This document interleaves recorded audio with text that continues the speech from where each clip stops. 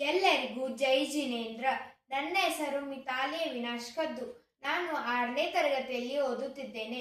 ಇವತ್ತು ನಾನು ನಮೋಕಾರ ಮಹಾಮಂತ್ರದ ಮಹತ್ವದ ಬಗ್ಗೆ ಒಂದೆರಡು ಮಾತುಗಳನ್ನು ಹೇಳಲು ಬಯಸುತ್ತೇನೆ.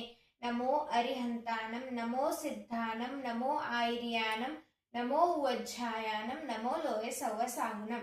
ಇದರ ಅರ್ಥ ಲೋಕದಲ್ಲಿರುವ ಸರ್ವ ಅರಿಹಂತರಿಗೆ, ಸಿದ್ಧರಿಗೆ, ಆಚಾರ್ಯರಿಗೆ, ಉಪಾಧ್ಯಾಯರಿಗೆ ಮತ್ತು ಸರ್ವ ಸಾಧುಗಳಿಗೆ ನಮಸ್ಕಾರ. ನಮೋಕಾರ ಮಂತ್ರದಲ್ಲಿ ಯಾವುದೇ ವ್ಯಕ್ತಿಗೆ ನಮಸ್ಕಾರ ಮಾಡಿಲ್ಲ, ಆದರೆ ಗುಣಗಳಿಗೆ ನಮಸ್ಕಾರ ಮಾಡಲಾಗಿದೆ. ನಮೋಕಾರ ಮಂತ್ರವು ಜೈನ ಧರ್ಮದ ಅತ್ಯಂತ ಪವಿತ್ರ ಮತ್ತು ಮಂಗಲಮಯ ಮಂತ್ರವಾಗಿದೆ.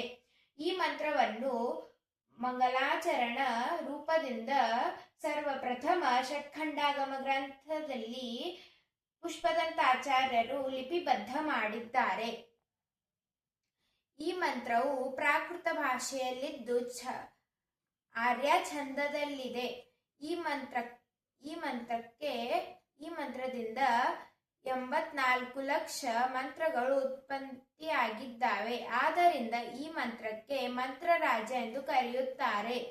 ಈ ಮಂತ್ರವನ್ನು 18,432 ರೀತಿಯಿಂದ ಹೇಳಲಾಗುತ್ತದೆ. ಈ ಮಂತ್ರಕ್ಕೆ ಬಹಳ ಹೆಸರುಗಳಿವೆ. ಅವು ಲೋಕಪಾಯ ಮಂತ್ರ, ಮೋಕ್ಷ ಮಂತ್ರ, ಮೂಲ ಮಂತ್ರ, ಪಂಚಪರಮೇಷ್ಠಿ ಮಂತ್ರ, ಮಹಾಮಂತ್ರ, ಬೀಜ ಮಂತ್ರ, ಗುರು ಮಂತ್ರ, ವಿಘ್ನ ವಿನಾಶಕ ಮಂತ್ರ, ತಾರಣ ತರಣ ಮಂತ್ರ ಇತ್ಯಾದಿಗಳಿವೆ. ನಮೋಕಾರ ಮಂತ್ರಗಳಲ್ಲಿ 5 ಸಾಮಾನ್ಯ ಪದಗಳು, 11 ವಿಶೇಷ ಪದಗಳು, ಸ್ವರಗಳು 34, ವ್ಯಂಜನಗಳು 30, ಮಾತ್ರೆಗಳು 58, ಅಕ್ಷರಗಳು 35 ಇವೆ. ನಮೋಕಾರ ಮಂತ್ರದ ಮಹತ್ವ. ಏಸೋ ಪಂಚ ನಮೋ ಯಾರೋ ಸವ್ವಪ್ಪಾವಪ್ಪನಾಸನೋ ಮಂಗಲಾನಂಚ ಸವ್ವೇಸಿಂ ಪಡಮಂ ಹವೈ ಮಂಗಲಂ. ಇದರ ಅರ್ಥ ಲೋಕದಲ್ಲಿ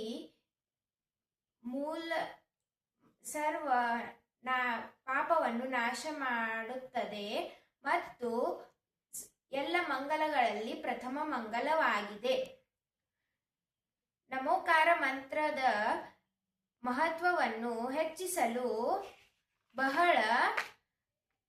ಬಹಳ ಕಥೆಗಳು ಮತ್ತು ಉದಾಹರಣೆಗಳು ಇವೆ. ಅವು ನಾಯಿಗೆ ನಮೋಕಾರ ಮಂತ್ರ ಹೇಳಿದ ಜೀವಂಧರ ಕುಮಾರನ ಕಥೆ, ಎತ್ತಿಗೆ ನಮೋಕಾರ ಮಂತ್ರ ಹೇಳಿದ ಪದ್ಮರುಚಿಯ ಕಥೆ, ಶುಭಂ ಚಕ್ರವರ್ತಿಯ ಕಥೆಗಳು, ಅಂಜನ ಚೋರನ ಕಥೆಗಳು ಇತ್ಯಾದಿಗಳಿವೆ.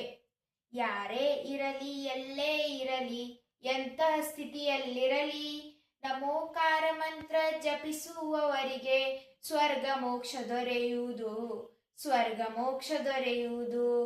ನಮೋಕಾರ ಮಹಾಮಂತ್ರ ಕಿ ಜೈ. ಎಲ್ಲರಿಗೂ ಜೈ ಜಿನೇಂದ್ರ. ಧನ್ಯವಾದಗಳು.